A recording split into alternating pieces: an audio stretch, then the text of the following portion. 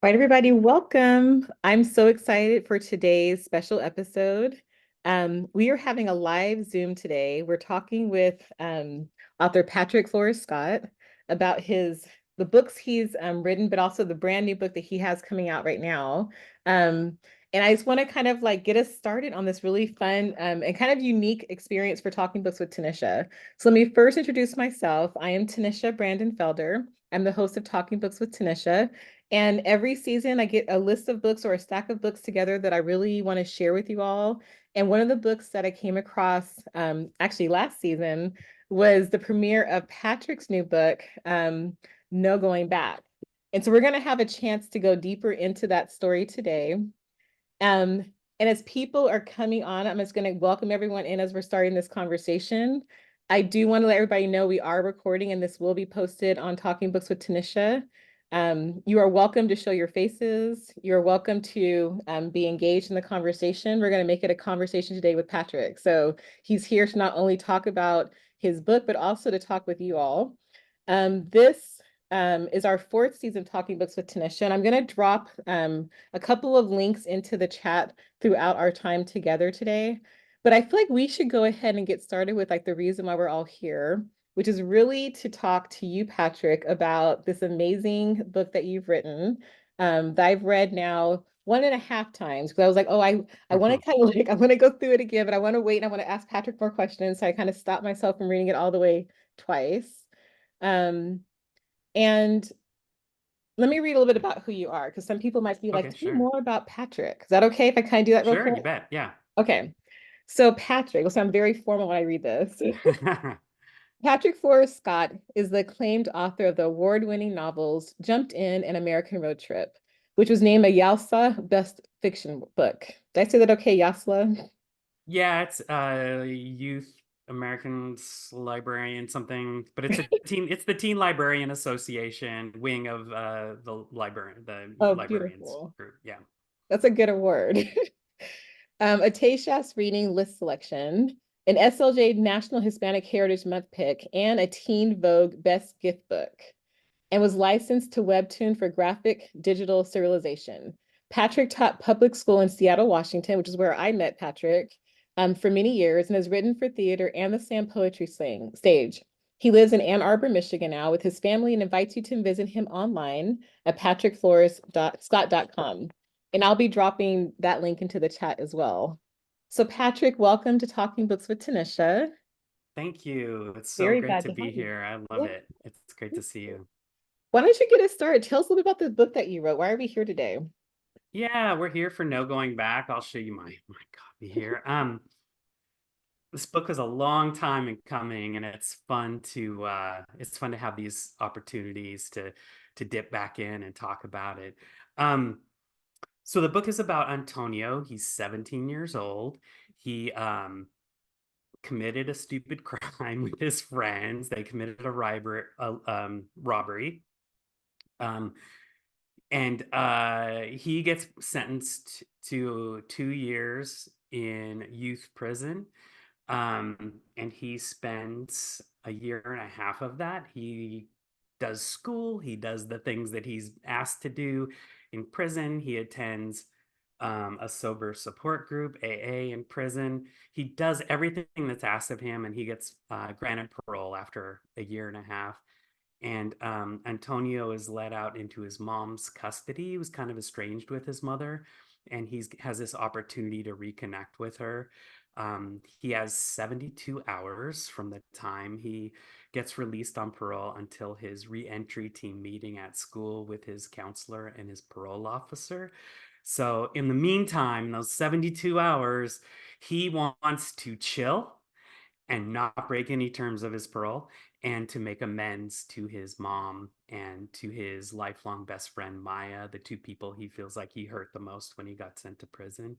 Um, but his chaos agent buddy, Gary Jr., shows up telling him the money is still out there. It's buried, and I've been waiting for you to get out of prison to collect the money.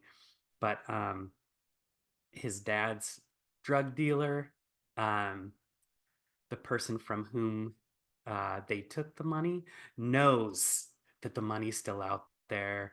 He knows that Antonio is out, and he's after the money as well. And the book kind of takes a thriller action movie oriented kind of turn, but that whole story about the money and the thriller, the action kind of oriented stuff is all a way of propelling the real story, which is a story about um, reconnecting with people in your life, starting over, figuring out who to hold on to harder than you ever did, who you have to say goodbye to, and figuring out the new people in your life who you want to be kind of a part of your team moving on. It's really about how you start over with people and how you let people go and how you reframe old relationships and create something new and lasting. So that's kind of the story of No Going Back. Um, and the book is set up as his explanation to his parole officer of why, despite the fact that he breaks his terms of parole, why he should not be sent back to Zephyr Woods Children's or Youth Detention Center on the Olympic Peninsula in Washington.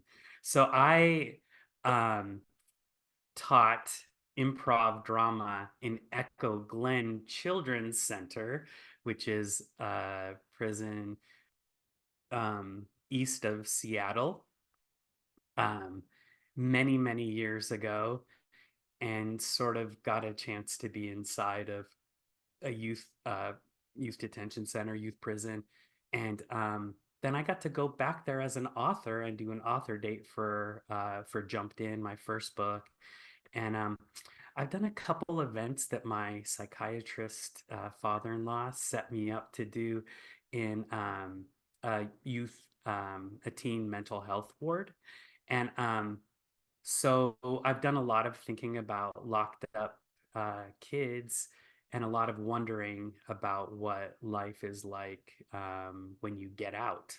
And this book is based on an actual crime committed by a young woman who um, was kind of starving. She and her siblings and her dad, they lived with their dad, and he just wasn't buying them food or taking care of them. And she hatched a plan for her friends to rob the dad's drug supplier, um, just like in the book. And then she got caught and spent many years. She spent several years, I should say, in Echo Glen Children's Center, and and I and the whole action part is definitely made up and taking off from that story that inspired this one.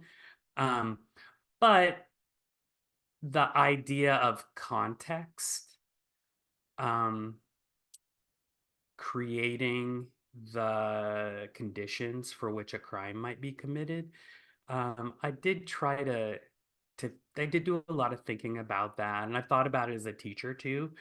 Um, Seeing kids be asked to take on all the responsibility of fixing their behavior, um, when it's the context in their lives that created the conditions for negative behaviors. Not only the context in their lives in terms of family and friends, but the context of the neighborhood, of the school itself, of policing, and just thinking about, wow, if you drop that same kid into a different context, you wouldn't have problems. Yet instead of dealing with the context, we tell the kid that somehow there's something wrong with them that needs to be fixed. So that's a real big part of the inspiration for writing Antonio's story. So there's a lot. um, so yeah, Yeah, there is a there's no lot. going back. I Yeah. feel like as you're describing it, and you kind of hinted to this, it's like multiple stories put into one book, and we have the opportunity to kind of to see what's happening over these 72 hours, which it makes me think about kind of the reality of like what can happen between a Friday and a Monday morning, or a Friday afternoon and a Monday morning. and then how many ways that could have gone differently. So I feel like, people who are kind of looking for a book to kind of take you on lots of twists and turns, this is definitely that story. It Yeah, definitely would be this. yeah. I wanted to let the guests know who are here, the audience know that we are going to have time for a Q&A with Patrick. So you can either put your questions into the chat, or you can in a little bit invite you to unmute and you can actually just ask him your question as well. Um, and the goal really is to kind of have a conversation about this book. So we're just very casual today. I'm really just wanting to have an opportunity to share more about what this story is and why it matters. So let me go into my first official question, which is, why does this book matter right now? Like, there's lots of stories that could have been told. Why is this the story that you chose to tell? Um, wow, that's really interesting in terms of timing. I don't, this is like a little kind of cagey answer, I guess, but it it takes me forever to write a novel. So in terms of timing, um, I basically start a project and I keep on going until it's done. And the first book, um, took me 8 years.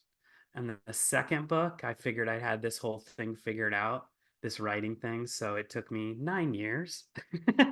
I didn't do it any faster. And this third book, it was another 9 years. And all those books kind of overlapped. So it seems like they're coming out faster. But so I guess I kind of think it's like a universally important.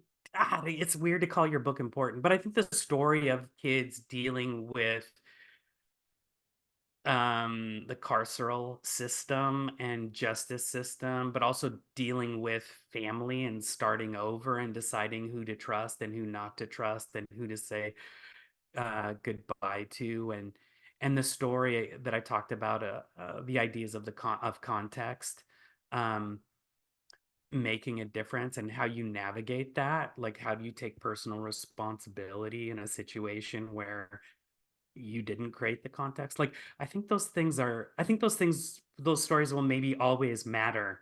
So, um, so I'm gonna say that's why this story matters now, because maybe a story like this would always matter. Um, but I also think that it's a fun read despite the heaviness and the seriousness of the topic. So I think it matters in that way, as a former teacher, as somebody who um, is into literacy, to give kids that story that does have that ticking clock that takes place over 72 hours, and what's going to happen and the tension and all that is hopefully there's a place for this for that reader who needs a book like this, um, as they're in their middle school and high school years. I love that they said, I read somewhere where they said that you have like literally, was it 45 seconds, like maybe a minute, maybe a few pages to kind of capture like our current audience of young readers, Wow, or they like lose complete interest. So either you catch them or you don't catch them. that's And intense. That's a big job for the an big author. job. It's a lot of Yeah. pressure. But I love how you start off like, dear reader. So I'm talking directly to you right now. Like, have you ever been stuck in a situation where someone with power over your future is judging you, shaking their head, tisking you? I mean, what like adolescent hasn't had that situation happen to them before? Like, it's automatically relevant, automatically. Like, I want to know more about what's going to happen now. So I feel like Yeah, you did a I've really been good a job. tisk-tisker as a teacher. I've been a tisk-tisker. And like, you step away and you're like, wow, there is so much of this situation that I have no idea about as an Yeah. adult who's just tangentially related to this child. So Yeah. actually writing in it in the midst of a teaching career and then post teaching, it's really so much writing for teens. So much of it is like a reassessment Mhm. of how I engaged with students in the past. And, some of it's great. Some of it's like, yay, I did okay in that way. And some of it's Yeah. like, wow, you think about specific moments come up and you think, how could I have handled that differently? And in this moment, and what's fun about writing this, and important for me about writing in first person, is I can't be the teacher. I can't be the adult. Mhm. writing. There are moments where there's an adult, but just always trying to keep that focus um, of the kid in these situations. I think doing that helps in that reassessment of like what kind of adult I want to be with kids. Yeah. Um, so I think it kind of brings that's a good point because it also I feel because you did focus so much on telling the story through Antonio's perspective yeah, that yeah, um for any adults who are ever kind of wondering, did I spend enough time asking the right questions or paying attention to like what that kid hasn't said to me? There's a lot that Antonio's holding on to as a young person, like probably yeah, way too much, right? And yeah. so those pivotal points where adults, like they kind of play this kind of around him kind of role in the book, but there's also some pretty important adults that are in this book too that kind of reach out to him. So tell us about how you incorporated some of those adult stories to help support him. Wow. I just barely get to talk about the donut shop owner. Yeah, that's a good one. I like that, Patrick. Yeah. um, so so I guess teaching in Des Moines, there was this donut shop, and I just so picture them at this QFC. It's like Midway area where um Pack Highway crosses Kent Des Moines Road and the freeway. It's all right there. And I pictured them stopping at the QFC there and grabbing their Wonder Bread and bologna on their way to the to the park and the beach. And I pictured them going to this donut shop, and I'm like, they're gonna meet at the donut shop, and like Gary Jr. kind of entices him into sneaking out, which is the first parole term he breaks, and meeting him at the donut shop. So when all three of them needed a place to be, when it was cold, when it was rainy, when they needed a cheap bite to eat, they would meet up at this donut shop. And the Grace, the owner, kind of takes them in, and she's their kind of surrogate grandmother. And I just loved the idea of this character who he has to face up to, who he didn't let know that he was going to prison or that he had committed this crime, him having to sheepishly go in and kind of tell her where he's been, and her just being so concerned for him. And she's just such an oddball, out of the blue mentor figure in the end.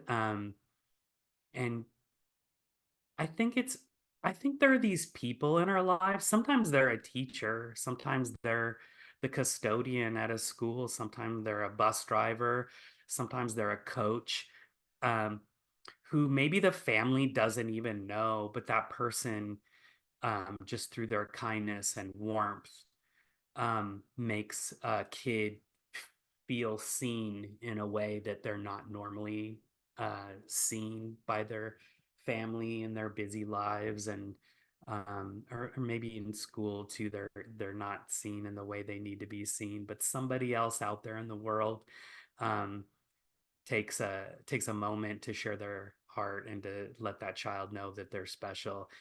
And so that's kind of the role that Grace, the donut shop owner, plays, to the point where she, in the backstory, we learn that she even took him in and had him stay in the donut shop and trained him on working there and stuff like that. So, um, and then the mom, I think, is such a complex character.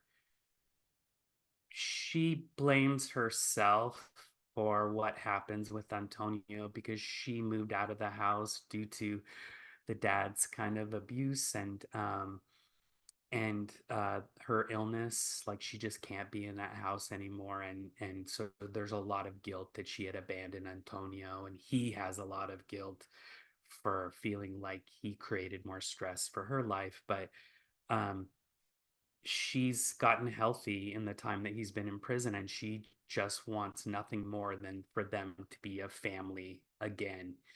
And she wants it to happen right now. And there are these forces that work against that happening over that weekend. Um, and it their relationship is complex too because Antonio still has so much of the baggage from how they had been in the past. Like he's not ready to see her for the new person that she's become.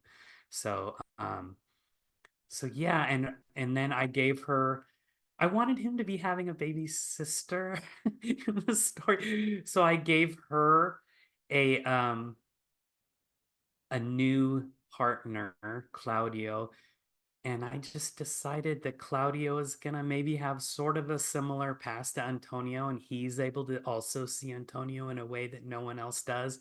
And he's caught being a between his responsibilities to his partner, Antonio's mom, and to this kid who he sees needs a lot of help and who's kind of messing up. And he's like, well, how can I um be supportive to Antonio as he's screwing up and not let them not let his partner know.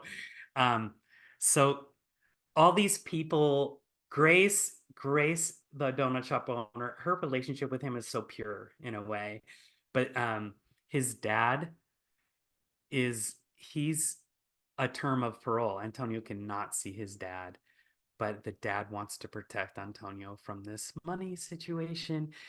And so there's complexity there too. Antonio's dad is totally toxic, yet I hope I've written him in such a way that people believe that he's trying to help Antonio, even though like it's like, wait a second, is he a monstrous villain right now? Or is he trying to help? Like, what is really going on here? So there's a lot of duality in the adult roles of people who are meant to support him, but for the most part, they kind of come through for him. Hmm. I would agree with that complexity and that kind of duality because it does feel like it's hard to predict. It's hard to predict which in like any direction any character is going to go in. It's hard to predict the decisions that are going to be made, kind of where you're going to end up. And that's probably one of the best parts about it is that you kind of just have to hold on and trust that it's going to take you where it needs to take you. And if you Yeah, stick with the story, like it eventually will be okay, maybe. Like I don't know if maybe, I yeah, don't know, we'll see. yeah, Um, yeah, I want to talk a little bit about Maya because you mentioned her before, and that is one of like Antonio's main goals is like to make amends with his mother and also to kind of reestablish his friendship that he has with like probably the most important person in his life, which is Maya. yeah, So yeah. tell us a little bit about who Maya is and what lessons that you hope readers are going to gain from that relationship between her and Antonio. Yeah, Maya was Antonio's neighbor when they were very small. And when things were more healthy in Antonio's life, his parents would take care of Maya when her mom was at work or whatever. And they just spent a lot of time at each other's houses as very little kids.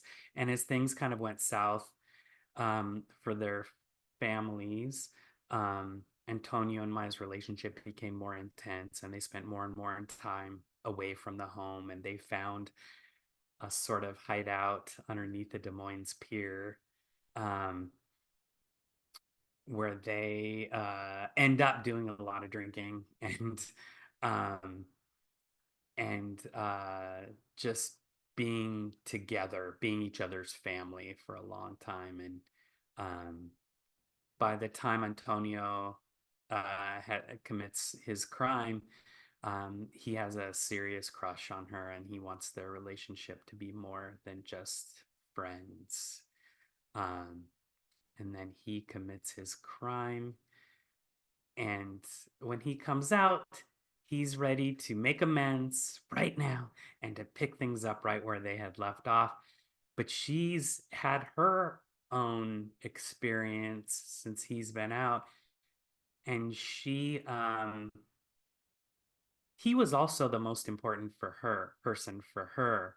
Um, but she recognizes that he was also an enabler of her own chaos and drinking, and she decides that she's not ready to have him back in her life, and it's pretty um, extremely difficult for him to take. And I would say for me, he makes some of the biggest mistakes he makes, at least the most emotional for me as a writer, kind of, and the most and a couple moments where I question, should I even put this in the book? Like, can I make my protagonist this ugly in a couple moments? Um, and I wrote myself into a place where I was like, okay, wait a second. I'm going to hop into that context as a writer. Me, Patrick, what would I have done? And I told myself I probably would have made those similar mistakes in that situation where the person who was the most important person in my life says that she can't see me. Um, I might easily have gotten as ugly as Antonio did. And um, I think I'm curious as more people as the book gets out there, and especially for teens to have a discussion about those moments and see how they strike a teen reader. Um, yeah, I'd be curious too, actually. I feel like yeah, maybe it's, maybe since COVID, maybe COVID's like highlighted it more for us. I don't know, but I feel like, our teens are dealing with so much more anxiety, depression, like heightened yeah, emotions, and there isn't always healthy ways to kind of show that or share that. I yeah. mean, Antonio gets some tools in this book, so he's able to have, have some things he can kind of reach to, but not all those tools work all the time. Like sometimes, Right. like they're just not, he's not able to grab at them, which I also Yeah. appreciate. You kind of put us in the mind of like, I see the tool right there. I see what I should be able to do, but I can't right now. Like I Right. can't do it. Things are so regimented and controlled in prison.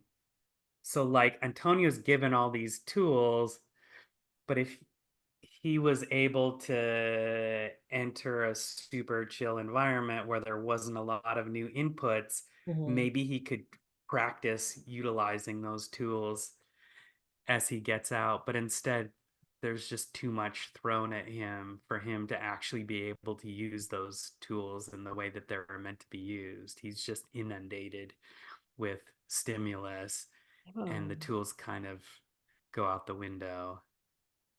You say it best, like he has, like I said again, Friday afternoon until Monday morning. And what I really want him to do is rest. Like I'd love for Antonio just to like Yeah. sleep and Somebody asked rest. me, what advice would you give Antonio if you could give him advice going into this book? And I said, don't leave the house. Exactly. Don't go anywhere. Don't do anything. Stay home, Antonio. All right, everybody, we're going to open it up to questions that you might have now. I would invite you if you would like to show your face and kind of join our conversation. It makes it funner to talk to a face if you're able to. No pressure, but if you also just want to unmute yourself, we're going to open up for any questions that you might have about what Patrick has shared or just things that you're curious about in terms of like what this story is about. So I see Jeff. Jeff, thanks for joining us today. Hey, thanks for having me. I have a Oh question for my Patrick. God. I haven't seen you in Patrick years, man. Flores. I haven't seen me either. Where have I been? Where have both of us been? You look terrific. Thanks. You do too. It's good to see you.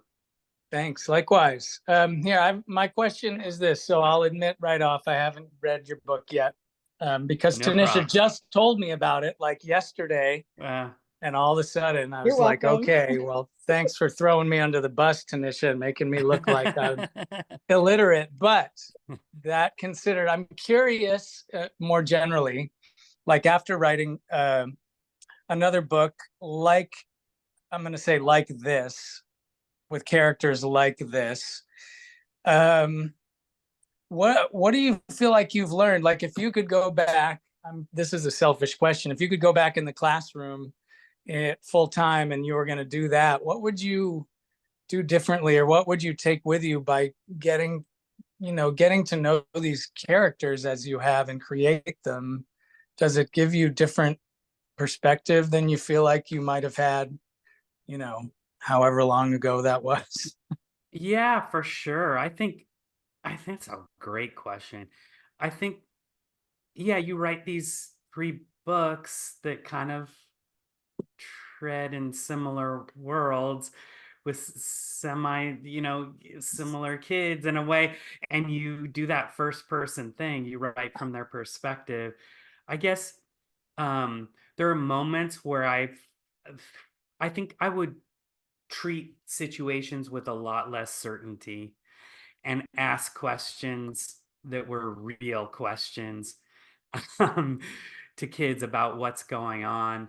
And I just think a kid who's made the most from the outside, the most seemingly rotten like decision, um, I feel like a couple things like just treating that kid with empathy first before anger. And I also feel like in writing these stories, including the robbery that gets Antonio put in prison, like it appears that he's made the most illogical choices. But I've written them in a way that they're the only choice, that they're the most logical choice. So I think taking a situation where a kid has done something or is having problems to have that perspective that this seemed like the right thing to do at the time, as opposed to that was a horrendous act or a stupid act or a ridiculous thing to do.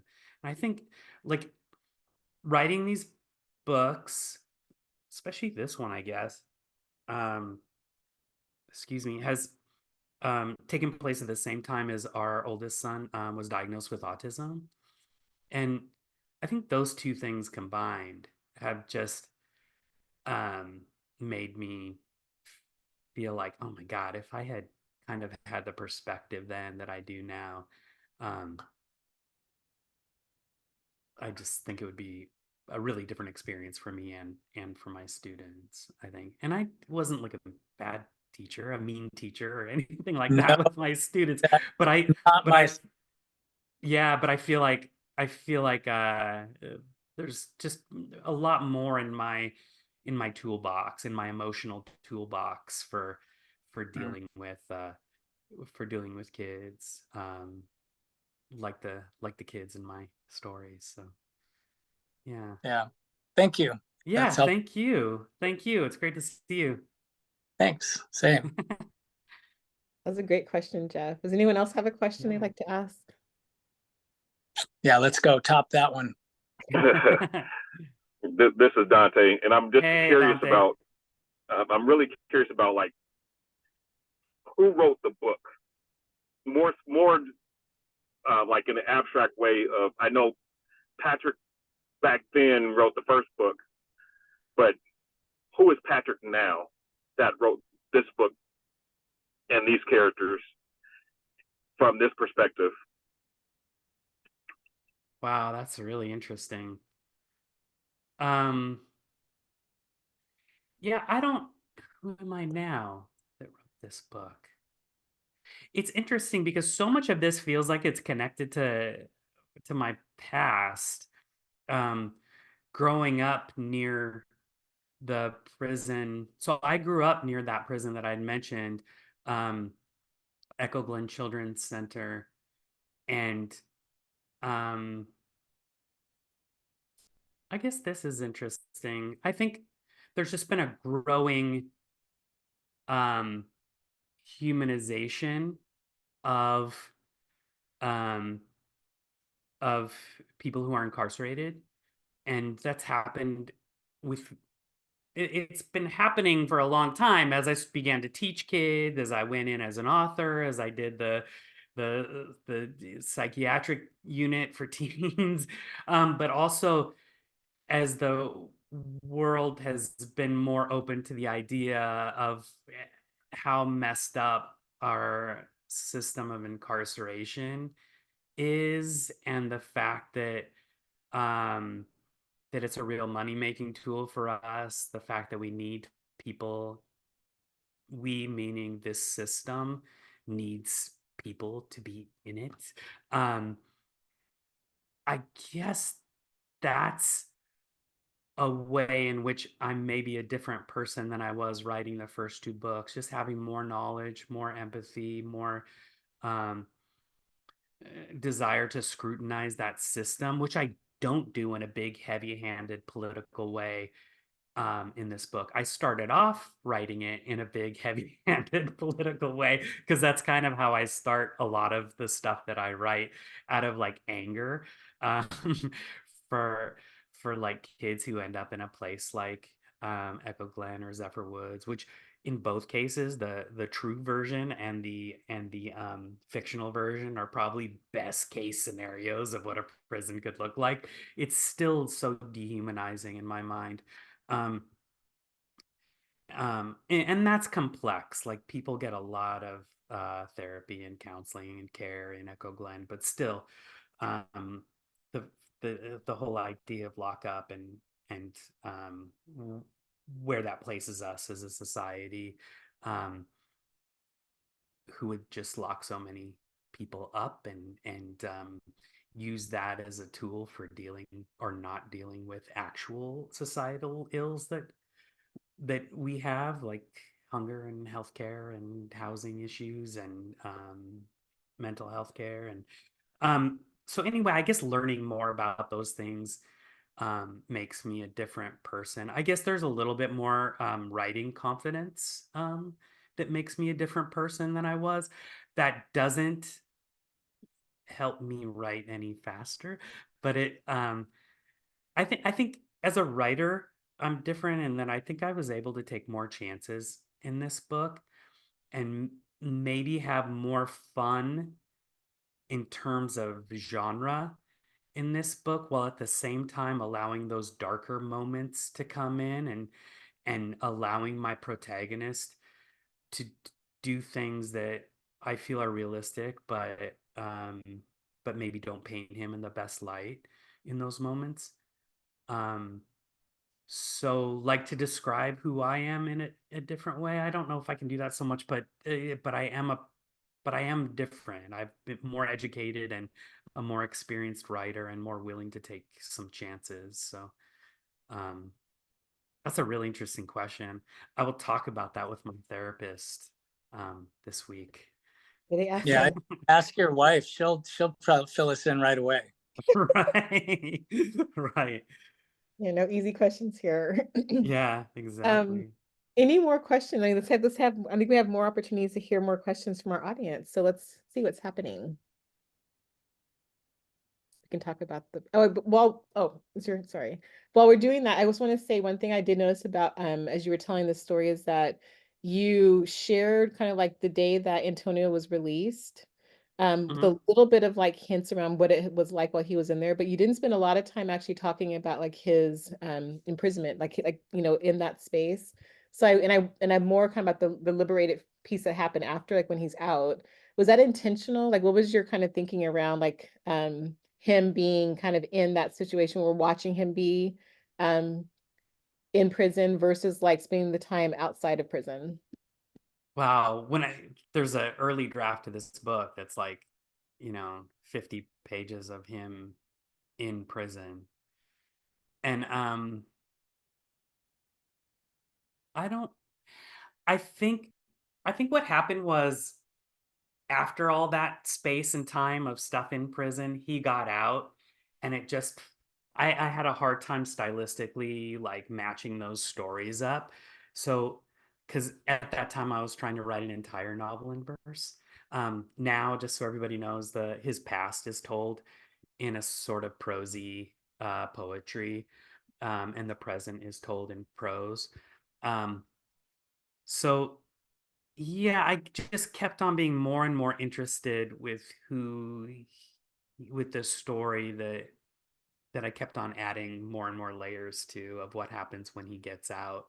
And I had this idea of the ticking clock, which I incorporated, and I just felt like, oh, it's weird to have all this time inside, and then it's like, oh, now the clock is ticking. So I was like, let's get the clock ticking from the very beginning. And interestingly enough, like, the biggest scenes of him in prison happen almost at the very end of the book, in the flashback. Um, uh, so we get a little hint of how he was when he first gets in, and then the beginning is the after. You see him with with his support team in prison, and they're all like excited and happy, and you've learned so much and you're getting out. And the before his, which is his beginning in prison, happens at the end of the book. And um I don't know if that works, but yeah, I think it all came down to stylistic writing choices impacted my decision to just have him being on his way out of prison at the very beginning. Oh, we have some questions now. Okay, so Nancy is asking, did you find you did any self-censoring while you wrote or revised, especially in light of today's book banning? And how do you avoid doing that so you could tell a story honestly? It's a great question. um did I do any? I think I really didn't. I can't, I just can't do that. I, as not in any righteous kind of way, but I just can't censor myself as I'm sitting there writing, and I'm just um it's interesting. Like, I go down to the basement every day and I do the writing and I get the thing done, and it becomes so much about the puzzle of putting the book together and sort of satisfying myself in that moment as a reader, that it's hard to think about the outside world and how they might accept the thing, because first I have to put this puzzle together. I have to make it work. And it's so much again about satisfying myself. Um, and then if there is anything that needs to be dealt with, um, my editor, who I've been lucky to have the same editor. She was at Macmillan and Henry Holt, and then now she's at Little Brown. And I think if she ever sensed that I was holding anything back for a reason like that, that she wouldn't even let me do it. And just knowing that she has my back in that way, um, gives me the confidence to just not really worry about that kind of thing. It's interesting. I just was at the Texas Librarian Association conference a few weeks ago, and you hear about the stuff going on in Texas, and you think, wow, that's just horrible and it's a drag. But it is top of mind for these librarians. It is literally a daily part of their job, dealing with book challenges and book bans, and so much of that negativity is coming from a really teeny tiny group of people who are being miseducated by corporate interests and strong right wing interests. But they make a lot of noise, and they have the backing of like a legislature and a governor in Texas. So it's really top of mind for them. And I guess I'm privileged to be in a situation where, as from an artist point of view, I don't really have to worry about that too much. And I guess in the end, I hope that for some people, this book, they get to know Antonio so well and his situation so well that it makes them question what he could possibly get out of going back to prison, or what he could have gotten out of it in the first place. So I guess through telling that story in a really deep and hopefully rich way, I hope the politics of that comes through. But the more political I got trying to write it, just kind of the worse storytelling I was doing. So really, this book doesn't directly question the system in a way that I think could get the book banned. But you never know. Um, you never know. Maybe I'm I too mean, kind yeah, to. Junie B. Jones was banned. So I feel like it's kind of Yeah, it could happen. right, it could happen. And kind of, I think you'd like to probably want to be part of that company. The people who are on that banned book list are amazing authors. Which brings me to this next question that Arkin is asking. I hope I said that name correctly. Are there any authors that inspire you or stories that important themes that you think more people should read? Yeah, I mean, I was originally inspired by um uh Matt De La Pena's Oh books, yeah. Mhm. were the ones that really kind of got me going. And Sherman Alexie's book. Now that's a turned into its own different sad story. But the book itself, and Matt de las Peña's books, when I was trying to first start writing jumped in, I felt like, wow, if I just want to try and fail and fall short, but try my hardest to make a reader feel the way these books make me feel. And I kind of, those were my big original inspirations. And now, um, since then, the stories that are being told by um, by writers of color who are in many cases extremely young, writing incredible books, um, that inspire me. Just the level of writing has just gone up so high since the We Need Diverse Books movement has happened, that it's hard to pick up, one of those um, best books of the year by y'all. Like, it's hard to pick up one of those books and not be blown away by it at this point. So the inspiration kind of keeps on coming. Um,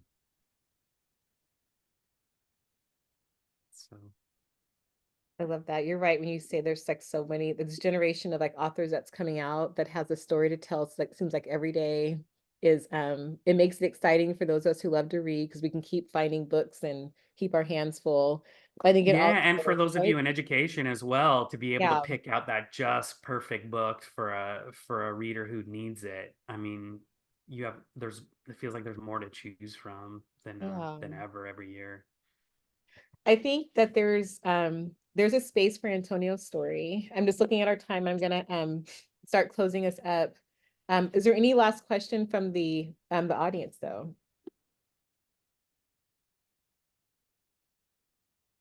I have a question. So you said it took 9 years to write. So is there anything that like you had to change? Because like obviously like stuff from 9 years ago when you started like isn't relevant today. So like, is there anything like because it took so long like that you had to change like the trajectory or something of it? Yeah, that's really interesting. In my last book, which took just as long to write, um, so it was about a soldier who comes back from Iraq, and he has PTSD, and there's stuff about how he's treated by the Veterans Administration hospital, the VA. And what's amazing is in the time of writing that book, um, they went from a soldier having to have paperwork, having to have letters from their superiors, like all of this stuff to prove that they had PTSD, to the point where when I finished writing the book, there was more of an assumption that you just had PTSD and you didn't have to prove it. So that changed the trajectory of that book a little bit. I had to make note of that for sure. Um, in this one, um,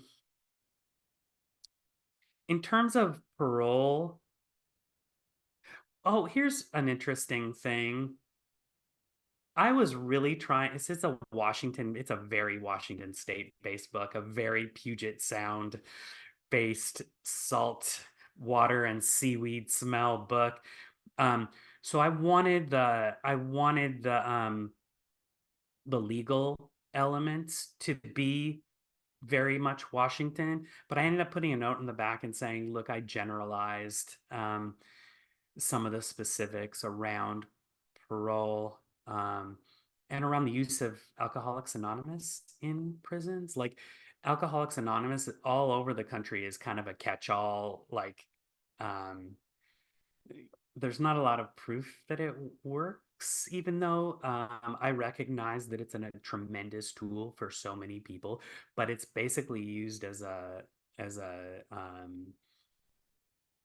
as therapy for a lot of people in prison, except for Washington State. So I use it in the book um, for that reason, because it's used so much. But in Washington State, there was a decision that because there's kind of a spiritual aspect to AA, they no longer allow it to be used, have state funds, or for it to be used in a state run institution. So so that changed, but also there are a lot fewer kids in prisons now. They're trying to find, in Washington State, they're trying to find other ways to deal with them. There's fewer kids on parole. Um, Unfortunately, probation has kind of taken its place as sort of a tool of control. um, but those things kind of changed in Washington State specifically. Even Echo Glen itself, who I kind of tried to base this prison on, is really shrunk down. And there used to be all kinds of offenders who committed all kinds of different crimes in there, and now it's just the most serious youth offenders are there. So yeah, a lot of that changed in the time that I was writing this book. Like I say, some things for the better and some things for the worse, but um, mostly for me, the biggest changes were just trying to write the book in so many different ways and then tossing it all out and starting over until my agent finally got a hold of me and said, "Stop, stop the madness. Just give me 100 straight ahead, written beat by beat pages, nothing fancy. Give it to me, and we're gonna sell this book." And he kind of took me out of the writing chaos that I was in and got this book sold, and then it was off to the races after that. But that's a really good question. These were amazing questions. Like everyone had a Yeah. question, I think that was like really well thought. And also I really appreciate hearing how you responded, Patrick. Um, as we are closing up, I just want to say thank you. Thank you for taking time to do this. Thank you for being on this show with me, and also for like letting us talk about something that I feel such a special book. You can't even see the cover. I was trying to like move my body so you can see the cover, but the cover is amazing all by itself. So maybe you can kind of see it. Anyway, it's amazing book, amazing cover, amazing story, amazing author. Yeah, thank you. Thank you so much for joining us today. Yeah, thanks everybody. It's great to see it. I felt like this is your life happening here with people popping up from my past. All right, through lots of different links into the chat, please follow one, two, or three of them. And we're going to close up with Talking Books with Tanisha today, our first live Zoom book talk. And I appreciate you all being here. There's other ways in which you can see Patrick Flores Scott and read more of his amazing work. And I've dropped the links into the chat where you can find that. Patrick, anything coming up that we should know about? I mean, there's a lot of Washington-oriented folks here on this recording, so we'll be together again, but in Renton in October. So I think that's kind of the important one. Yeah, and don't assume it'll be the same conversation because it's never the same. I'm changing everything. It'll be even more So exciting. am I. I'm gonna be a new person by then, Dante. I'm gonna be a new Patrick.